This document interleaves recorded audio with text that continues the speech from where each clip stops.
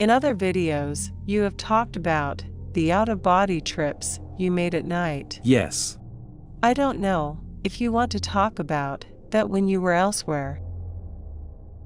Yes, indeed, when I fell asleep at night, I often went to other worlds. And in particular, on a planet, which was called Antares. And the particularity of this planet, it is that there were enormous crystals, which left the trees, the ground, and water. There were rivers, and water was red glowing, with crystals at the bottom.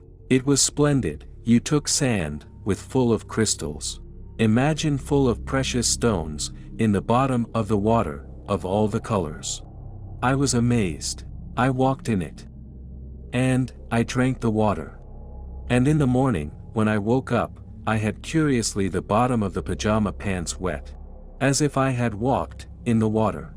You know, like when you go fishing. I said to myself, was I really there? Or was I dreaming this? It was, like a daydream, you get a real feeling. I decided to take my little backpack, with an empty plastic bottle, and put it in my backpack. I'm going to wake up there and I'm going to fill it. Another night? Oh yes, another night. So, another night. I dream again of this planet. I am in the same place, with the water. I have my feet in the water. And my backpack with me. I say to myself, it is strange to dream that I have my backpack with my pajamas. I take the bottle. I fill it with water. There are crystals in it. And I put the bag on my shoulder. I continue, I walk around, I say hello to people. There are humans, feline beings, dog beings, hybrids. They collect crystals. Some of them are eatable. And then I wake up in the morning. Obviously, no backpack. But the moment I get up, I put my hand next to my bed. There's my backpack. I shake it. And I hear, flock flock. I open my bag. And there is the red glowing water bottle with the crystals at the bottom. My parents are having breakfast. I explain to them what I experienced. They say, ah, okay. And I put the bottle on the table. Big silence. My mother was making a cake at that moment. And, by inadvertence, she burned herself very seriously.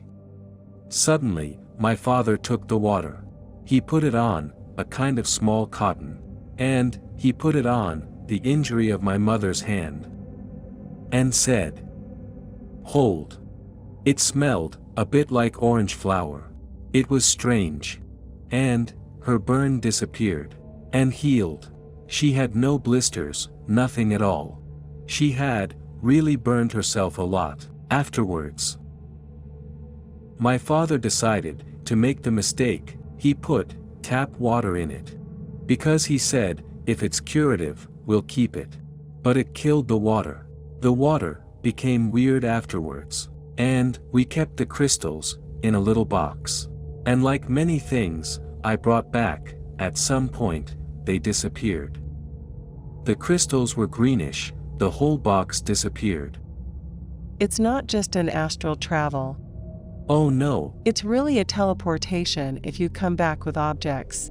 I was getting a little anxious. Imagine, I'm jammed there, and I can't come back. I'm in my pajamas, on the other side of the universe. So, it sounds crazy. But, when you live it, and you bring something back.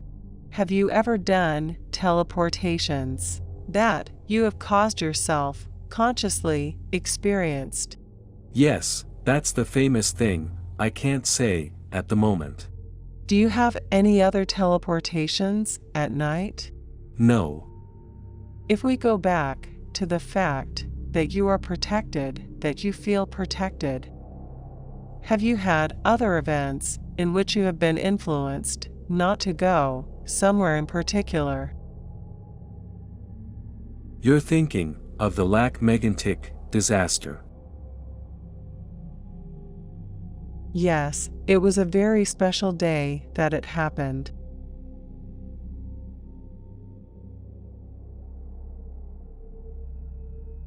It's always very emotional for me to talk about Lac Mégantic, because I had with my friend Martin, an MMA fighter, an ultimate fighting gym that we had there. And it was really something great that we did. And he was in charge of it there. He lived in Mégantic.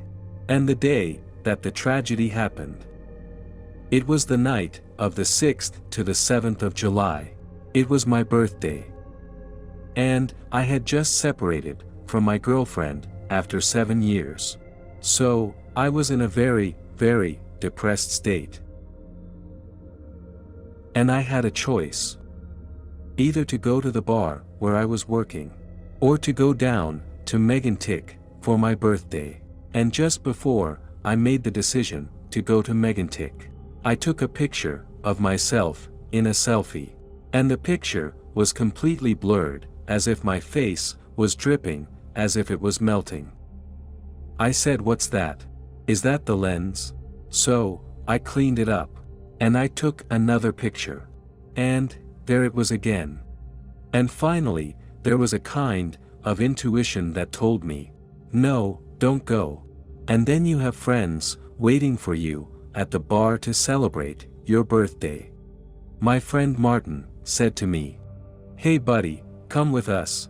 We'll be able to go to the bar next door, it's called Music Cafe." I said to him, "No, finally, I'm not going to come with you, because it's too long a drive, about 3 hours." "No problem." So he decides not to go to the bar. So he doesn't go, you understand. It's curious, that in my opinion, I think he was saved too. And finally, I'm going to meet my friends at the bar next to my house.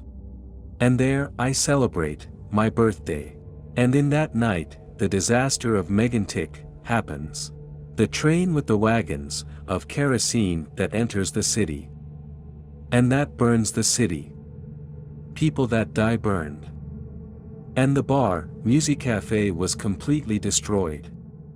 It's a tragedy. And I had to be there, that's an obviousness. I had to be there. I had even been encouraged to get off. I was told, "Come down, it will change your mind." There is something else that told me, "No, don't go." This is really something quite intense in my life, because, 1. It saved me. And 2. My friend did not go there. It was really a beautiful city, with beautiful places. But everything was destroyed by the flames. It marked me quite a lot. All my condolences to the families.